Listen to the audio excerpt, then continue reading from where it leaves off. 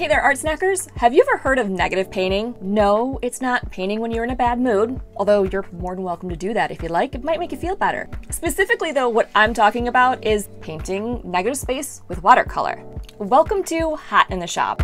This is a series where we highlight some amazing products available in the Art Snack shop. My name's Jenny from An Artfully Lived Life. I'm a mixed media artist and I love to play and explore with new art supplies. And listen, I know you're gonna fall in love with the products that I show you today, so stick around to the end of the video and I'll tell you how to get them for 15% off.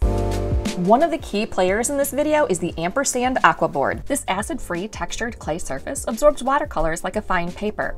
The surface is sealed to a hard panel though. So unlike paper, you don't have to worry about it buckling. And because it's difficult to do a watercolor painting without paint, our other key player is the Dr. P.H. Martin's Radiant Concentrated Watercolor in daffodil yellow, persimmon, mahogany, and hyacinth blue. As the name suggests, these are super concentrated liquid watercolors. And each bottle has an eyedropper, so it's really convenient to put the color onto your palette, or if you're feeling daring, right on the surface you're using. The beauty of negative painting is that you can create so much depth in your artwork. To do this, you're going to add lots of layers of paint. That first layer can just be the white of the paper, but let's add some interest by using the wet on wet technique. I spritz down the surface of the Aquabord with a little bit of water, and then I'm going to add the daffodil yellow.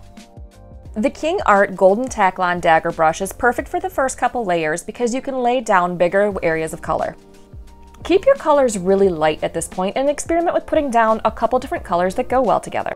Here I'm using only the daffodil yellow, the persimmon, and a mix of those two colors to create an orange.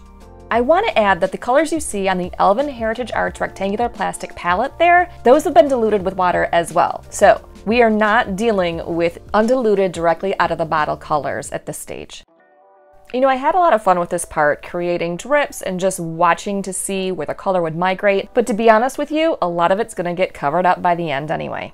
In negative painting, it is really key to let one layer dry before going on to another one. And I really want you to see how much lighter paints dry on this board. So, to show you the difference, I'm gonna cut to the dry board in 3, 2, 1.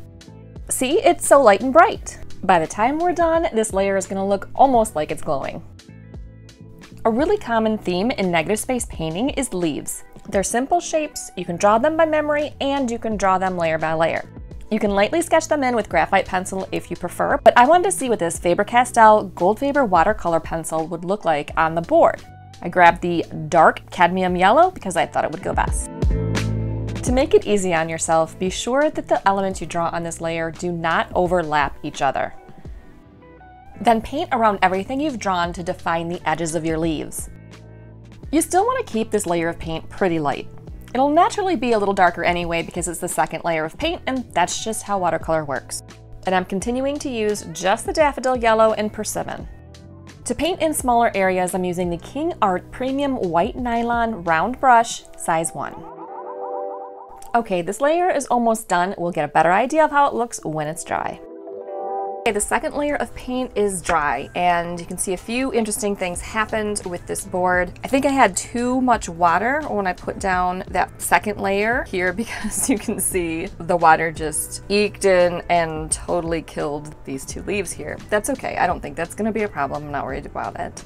Okay, we're ready to draw in that second layer of leaves. And the key here is when you start putting in this next layer of leaves, remember, it is going behind the first layer. So when I draw this, I don't want to draw it over these leaves. That leaf will finish up behind.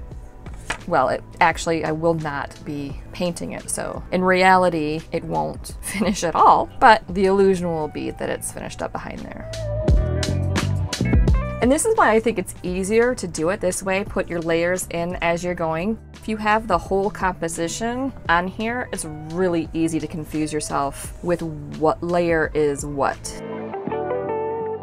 With this third layer of paint, I'm going to switch up the colors a little bit, add a tiny bit of mahogany to the palette, and then dilute it with quite a bit of water. This color is going to go around the first layer of leaves and around the second layer of leaves. I am still pulling from the stronger mixes of daffodil yellow and persimmon. And I'm placing those two colors and the mahogany just basically where I feel looks best. And here's my chance to reveal those two leaves that got lost. This Aquabord creates some beautiful results, but I have to admit, there is a pretty long ugly phase. At times like this, when most of it's wet and the surface is dark because it's wet, and then some places are starting to dry and it looks blotchy, you really just have to trust the process. The difference between now and when it's completely dry is almost magical.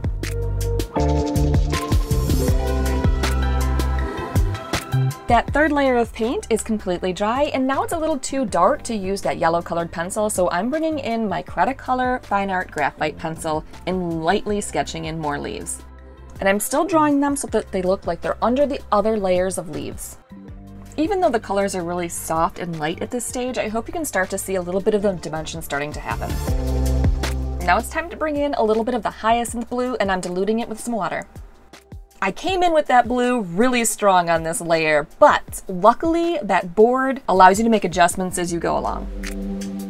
The addition of the blue is really nice because you have the warm colors in the foreground, and when you add cooler colors, they naturally start to recede, so you are gradually building up a rich background.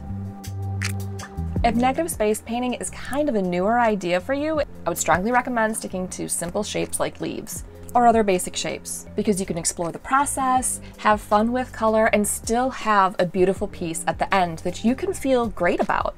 And I think having success like that when you're first starting out a new technique is really important for your enjoyment and to keep you interested in painting. There's enough frustration when you're learning something new. You have to take the wins when you can.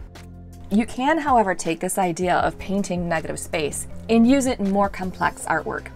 There are plenty of artists who use negative space painting to complete entire scenes. With watercolor, it's really easy to just focus on your subject and leave the background white, or handle the background as a last resort, which I have been known to do. Really working in the negative space trains your brain to work back into and build up a rich background. And hey, I'm not saying one way is better than the other. It's just the more that you explore and the more that you practice, the more tools you have in your back pocket when you're making your next piece of artwork. I could have made more layers of leaves, but I decided I liked how this composition was looking. So instead, I just fiddled around and fussed with the negative space to get it to look exactly like how I wanted it, adjust the colors, and crisp up some of those leaf edges. I'm not gonna lie, finessing this layer took quite a bit of time and detail work. I went over some sections several times just to get them to look smoother, or adjust the color, or to make the edge that was against the leaf a little bit darker.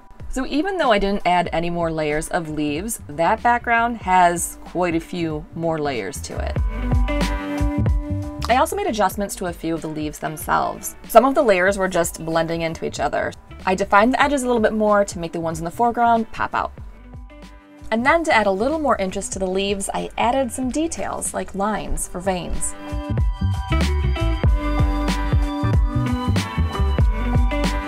I hope you've enjoyed this video. All the supplies I've used today can be found in a link in the description box below. And to get 15% off these select products, just use coupon code HOT15 at checkout. While you're here, don't forget to give this video a like, subscribe for more videos, join us for free over on Mix, and follow ArtSnacks on social media.